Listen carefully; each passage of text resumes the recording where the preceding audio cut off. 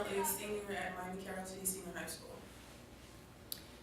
So, Kayan, when did you participate in PianoSlam? I participated in PianoSlam 2 years ago. And why?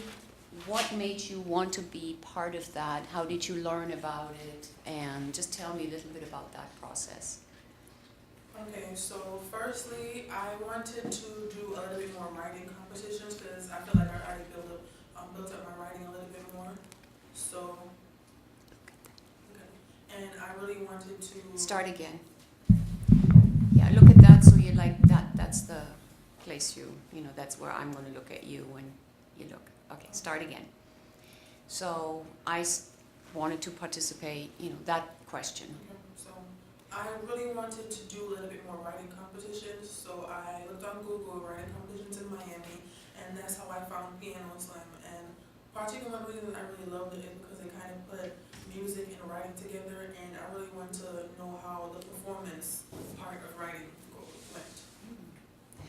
That's very interesting. So in the school, did you have a concert here at the school, a live concert with the pianists, or you did not have a concert here at the school? Actually, we did. PianoSlam did come out to our school, and they brought an actual poet. They brought different people that told us about the PianoSlam and journal company, and we actually had like the actual pianist for that year come and do a piece for us. And I think the students really liked it, and I really enjoyed it with them. I feel like they got exposed to something a little bit more classic, a little bit more upscale, and they really enjoyed it. So when you decided to be part of PianoSlam, tell me about how you did the writing? Did you write first, or did you first have the concert experience and that inspired you? And did you involve teachers in your writing? So just kind of talk a little bit about that whole process. Actually, before the year I won PianoSlam, I had saw the competition, and I had sent in a poem that didn't get accepted. So already I kind of had like the whole concept of the competition in my head. So when it came around I had a poem kind of with that, but it didn't include anything musical, and I really had to just go over it and find different words, find different feelings to kind of put it and make it something that was musical, not just having musical terms, something that really matched with the whole part of the poem and that sounded like a song to me. So you did not just simply use the musical terms that you were given, but you really started to think about how can it be a real connection with music and not just using words. Yes, because my poem originally was a love poem. It's about like sun and the moon and coming together with an eclipse, and I felt like it was like the best poem to really have musical terms, really have that feeling of a song. So it wasn't really about musical terms, putting in cadence or any words like that. It was about actually making sounds, making actual music. That's wonderful. Did you work with any of the teachers or any of the coaches in preparing your poem, or was that only after you submitted it? I mean, how did that work? Well, before I actually submitted, I really didn't get any much help with poems because I felt like poems are really more of a personal experience for me. It really was at the time. So it was just something that I wrote, and then I just sent in, and I sent in actually 2 poems, so I was just making sure, one of them got in anyways. So, yeah. That's great. Two out of, I think that year we had about 1,500 poems or 1,800 poems submitted, so you did good. So you found out that you were one of the finalists. Now tell me about that whole process. What was it like to now, sit in a group of people and have people share your private love poem with them? So just talk a little bit about, when I started to talk about share this with people, how did it feel? So let's start with that place, because poems are very personal. Firstly, I was really ecstatic to be accepted into the program. I remember when I got the email, I screenshotted it, I put it on Facebook. I was like, guys, I want to be on stage and actually perform a poem. So it was really a good experience for me. That was my first time performing, in front of a big crowd. But the whole process of actually sharing it with people was really a first for me. Like, for me, writing is really a personal experience. I'm really interested in just writing things down and getting it out more for like something that you read and you perform it in your head. Not really getting up on stage and turning this into something that's more than just a poem, more than something written on the paper.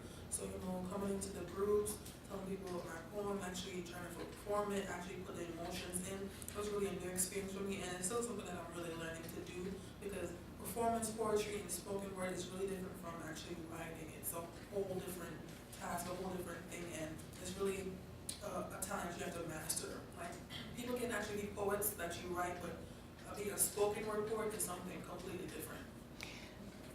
How is that different? Tell me about that. Because I personally feel like you can write down the best poem ever. Like, on paper, you read it. Teachers, once again, this is just a friendly reminder that we are meeting in the Media Center at 12:30. Please be on time. Thank you. 12:30. Start again. So poems, yeah, where you started. Why? What's the difference? How is it different? So when you write versus when you do spoken word. Personally, for me, I feel like poems, writing down a really good poem is great, but trying to get those words off the paper and transforming them into something that's spoken, that's like actual song, is really different, because you can have the best poem on paper, like you read it, it's great, this is like something that Shakespeare would write, but then when you perform it, it's really not the same thing. If you don't have the emotions, the same feelings, the same mannerisms to get that out to people, if people actually feel it, it's not the same. So you can have the best poem on paper, but performing it, if you don't have that drive, that feeling with it, it's not good.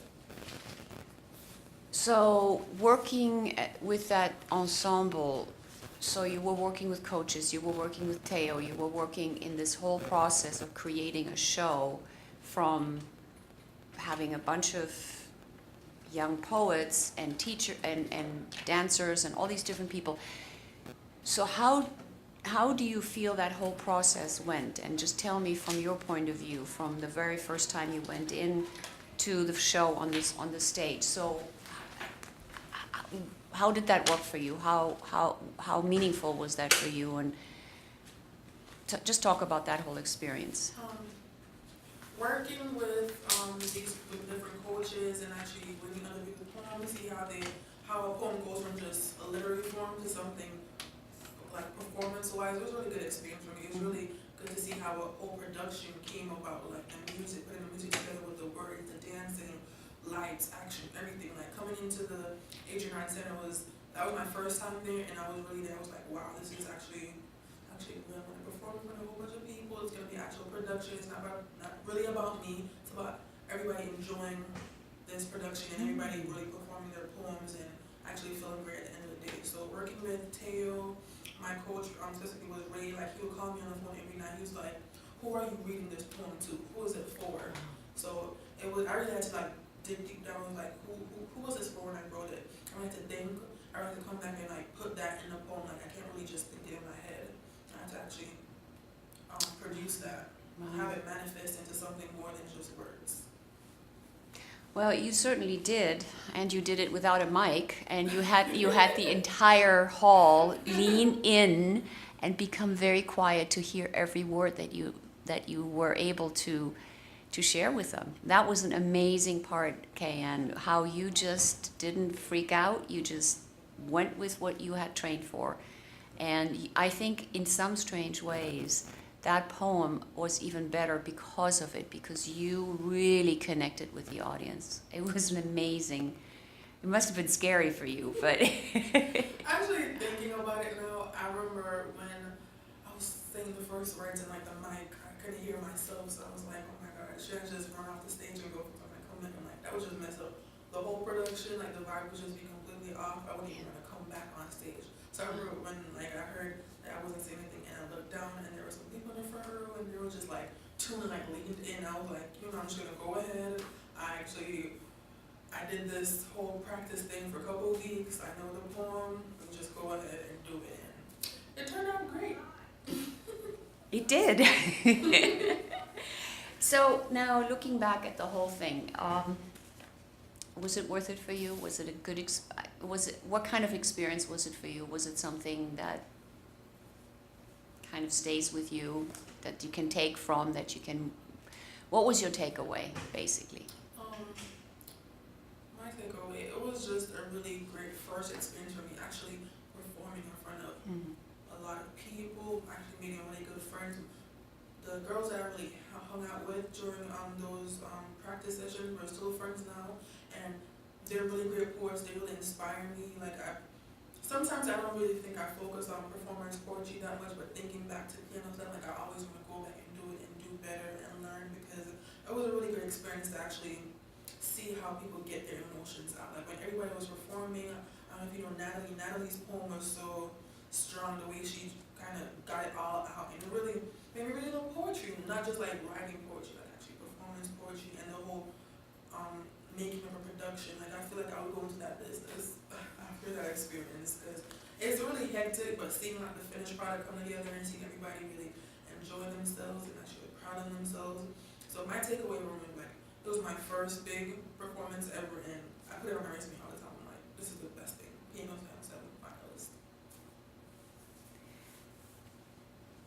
Anything else you want to say? And also, the whole experience kind of really made me appreciate literacy as a thing more. Not just really writing, but writing, reading, performing. It's really all mingled into one. And I actually, from that, I took something back. I was like, writing, reading, this is really important. Even when the coaches came back to our school and they were really telling everybody, like, really write your poem. And people were just like, what am I going to write about? I'm like, for you to actually write something, you have to be literate, actually read. So I actually took that from that, like, reading, writing, that's all important. And I try to tell people that in my life, I try to follow that thing, and yeah.